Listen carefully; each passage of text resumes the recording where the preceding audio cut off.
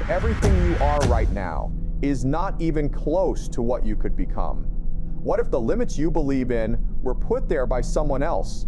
What if the most dangerous person in the world was a man who had nothing left to lose? This is not a story about talent. This is not a story about gifts. This is the story of a man who was born into darkness and chose to become the light. This is the story of David Goggins. Taft, Indiana, 1975. David Goggins was not born into a movie. He was not born into inspiration. He was born into a nightmare. His father, Trunnis Goggins, owned a roller skating rink, but behind the lights and music of that rink lived a monster. Every single night, David, his mother Jackie, and his brother watched their father transform. The music would stop, the doors would close, and the beatings would begin. His father beat his mother while David watched, helpless, frozen. A little boy who couldn't protect the person he loved most. He was 6 years old, and already learning that the world was not safe. That love came with pain. That home was the most dangerous place on earth. Can you imagine that? Can you imagine being 6 years old and fearing the sound of your own front door opening? That was David Goggins' childhood. Not sports, not school, not birthday cakes and bedtime stories. Fear, silence, pain, survival. But here's what that nightmare produced. It produced a boy who understood one thing deeper than most adults ever will. Life is not fair, and you have two choices, break or burn. David Goggins chose to burn, but before the burning came the breaking. When David was 8 years old, his mother finally did the bravest thing she'd ever done. She took David and his brother, and she ran in the middle of the night with nothing. She escaped Trunnis Goggins and moved to Brazil, Indiana. A new town, a fresh start. That's what it was supposed to be. But trauma doesn't stay in the old house. It moves with you. It sleeps in your bed. It sits across from you at the breakfast table. David arrived in Brazil, Indiana as one of the only black children in the entire town. The racism was immediate, brutal, suffocating. He was called names no child should ever hear. Threats were written on his desk. Teachers ignored him. Students tormented him. And here's the part that breaks your heart. The stress of it all caused David's hair to fall out. His skin began to develop white patches, a condition called vitiligo. A child, a little boy, already carrying the weight of abuse, now being destroyed from the outside too. He started to believe what they said about him. He started to disappear, not physically, but inside. The David who could have been started shrinking. He couldn't read well. He struggled in school. He would copy other students' work just to survive. He was drowning, and nobody threw him a rope. By the time he was a teenager, David Goggins was one of the most broken human beings on the planet. Overweight, barely educated, carrying childhood trauma like a backpack full of bricks. Working as an exterminator, spraying cockroaches at night to survive. 300 pounds, depressed, no future in sight. And here's the moment. Here's where most people's story ends. Here's where most people accept the version of themselves that the world created, but not David. One night, sitting in his truck, drinking a chocolate milkshake, watching cockroaches scatter across the dirty kitchen floor, David Goggins looked at himself in the rearview mirror, and he didn't recognize what he saw. That moment, that single, ugly, painful moment of truth, changed everything. Have you ever had a mirror moment? Not looking at your reflection, but truly seeing yourself, seeing the gap between who you are and who you were supposed to be. That night in that truck, David Goggins had his. He turned on the TV and saw a documentary about Navy SEALs. Men running through freezing water, men being broken down and rebuilt. Men choosing the hardest thing on earth, voluntarily. And something inside David Goggins, something buried under 300 pounds of pain and fear, woke up. He picked up the phone. He called the Navy SEAL recruiter. The recruiter laughed. You're 300 pounds. You can't swim. You're 24 years old. The age limit is 28, but you have to lose 106 pounds in less than 3 months just to qualify for the assessment. 106 pounds. Less than 3 months. Any reasonable person would have hung up the phone. Any reasonable person would have gone back to the milkshake. David Goggins was not a reasonable person. He started that same night. He rode a stationary bike for hours until he couldn't feel his legs. He ran. A man who had never run. Through the streets in the dark, he starved, he pushed, he suffered. And he showed up to weigh in after 3 months, having lost 106 pounds. Exactly 106 pounds. Let me let that sink in. In less than 90 days, with no coach, no trainer, no support system, a broken, traumatized, uneducated exterminator transformed his body through sheer, violent, relentless will. Not because it was easy, because he decided that easy was no longer an option. He decided that the man in the mirror deserved better. And Frey Postwestrop, that decision is available to every single one of us watching right now. Chapter 4, Hell Week. When God tests you. 13:13, 17:30. Music intensifies. War drums. Cinematic. But here's where God, or the universe, or life, showed David Goggins who it really was. Because becoming a Navy SEAL was not going to be a straight line. It was going to be a war. SEAL training is considered the hardest military training in the world. The crown jewel of that training is called Hell Week. 5.5 days. No sleep. Constant physical torture. Cold water. Sand. Exhaustion beyond anything the human mind can comprehend. Most men quit.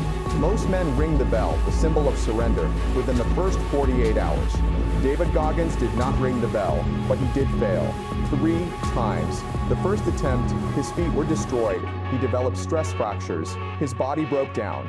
He was medically dropped. He came back. The second attempt, pneumonia, his lungs filled with fluid. He was drowning from the inside. He came back. The third attempt, stress fractures in his legs so severe that doctors told him he would never walk normally again. He wrapped his legs in tape. He kept going. He graduated. 3 hell weeks. Most men beg God to survive one. David Goggins went through the equivalent of 3 because he refused to let pain write his story. I need you to understand what that means.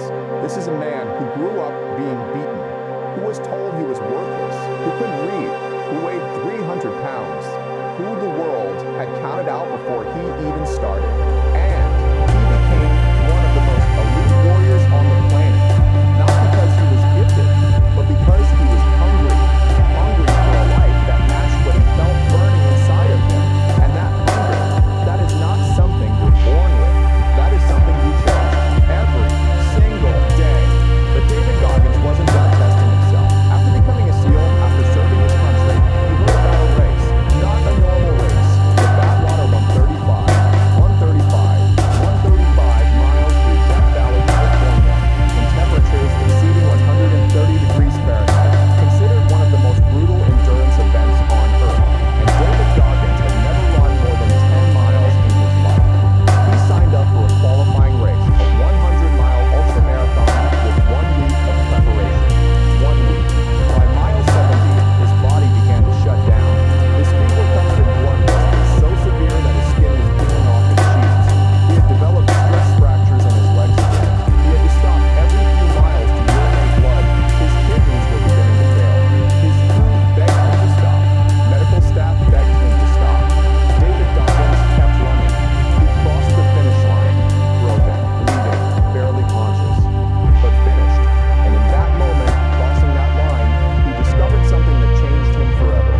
He called it the 40% rule. When your mind tells you that you're done, that you have nothing left, you are only at 40% of your actual capacity. The human mind quits long before the human body. And if you can learn to push through that voice, the voice that says stop, quit, rest, give up, you will find reserves of strength inside yourself that you never knew existed. 40%. Think about your own life right now. When you feel like quitting, at your job, your dream, your relationship, your goals, you are at 40%. There is still 60% left inside you. The question is, are you brave enough to find it? David Goggins eventually shared the tool that changed his life. Not a supplement, not a program, not a coach, a mirror. He called it the accountability mirror. Every morning, he would stand in front of his mirror and speak the truth to himself. Not affirmations, not fake positivity, truth. You are fat, you are behind, you are not where you said you'd be. And then the harder truth, and you have no one to blame but yourself. He would write his goals on Post-it notes and stick them to the mirror, not dreams, not wishes, commitments. And every day, he either lived up to them, or he stood in front of that mirror and faced the man who hadn't. No excuses, no explanations, no comfort, just truth. Because here's what David Goggins understood that most people spend their entire lives avoiding: you cannot fix what you refuse to see. The lies you tell yourself are the chains that hold you down. The moment you stand in front of your own mirror, your real mirror, not your Instagram, and tell the truth, that is the moment your life begins to change. Not when someone believes in you, not when you get the opportunity, not when you get the opportunity, not when the timing is right. When you tell yourself the truth. Can you do that? Can you stand in front of your mirror tomorrow morning and say, without blinking, exactly where you are and exactly what you need to do? Most people can't. David Goggins did it every day, and it turned a broken boy from Indiana into a legend. There's one more thing David Goggins taught the world. He called it callousing the mind. When you work physically, when you lift weights, when you run, your hands develop calluses, rough, thick, hardened skin. Protection built through pain. David Goggins believed the mind works the same way. Every time you do something hard, something you don't want to do, your mind develops a callus. Every cold shower you take when you want warmth, callus. Every workout you complete when your body begs you to stop, callus. Every difficult conversation you have instead of avoiding, callus. Every morning you wake up early instead of hitting snooze, callus. Over time, those calluses stack, and you become someone who is hard to break. Not because life gets easier, but because you get harder. David Goggins went on to set the world record for most pull-ups in 24 hours, 4,030 pull-ups in one day. He completed over 60 ultra-endurance events. He became an Army Ranger, an Air Force JTAC. He wrote a book, Can't Hurt Me, that sold millions of copies and changed millions of lives. A man who couldn't read as a child wrote a best-selling book. A man who weighed 300 pounds became one of the greatest endurance athletes alive. A man who was beaten as a child became unbeatable. Not because the world changed, because HE changed. One hard day at a time, one callus at a time. Chapter 8, The Message to You, 27. How our music softens to emotional piano. Voice becomes intimate. I want to talk to you directly now. Not to the crowd, not to the algorithm. To you, to person watching this right now. Maybe you're struggling. MASH. Maybe you're struggling. Maybe you feel like your past has defined you. Maybe you were told you weren't enough by a parent, a teacher, a partner, a voice inside your own head. Maybe you failed. Maybe you've quit. Maybe you're ashamed of where you are. I need you to hear this. David Goggins was you. He was heavier than you probably are right now. He was more broken than most of us will ever be. He had more reasons to quit than you or I could ever list. And he chose not to. Not once, not dramatically, but every single day, in the dark, in the pain, in the doubt, he chose to keep going. Your past is not your prison. Your circumstances are not your ceiling. Your pain is not your identity. It is your fuel. Every hard thing you've been through, every loss, every rejection, every failure, is a callus on your mind. You are tougher than you think. You have survived 100% of your worst days, and you are still here, watching this, breathing, alive. That means you still have time. That means the story is not over. The only question is, what are you going to do with the time you have left? David Goggins didn't become a legend because he was talented.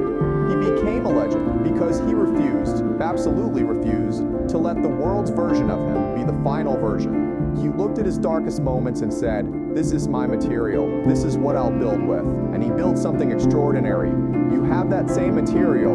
You have your pain, your failures, your fears. The question is, are you going to bury it, or are you going to build with it? David Goggins chose to build. Now it's your turn. Stay hard.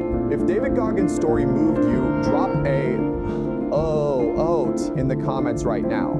If you know someone who needs to hear this, share this video with them today, not tomorrow, today. It might be exactly what they need. Like this video if you're going to do one hard thing today. And subscribe because this is just the beginning. More stories like this are coming. Stories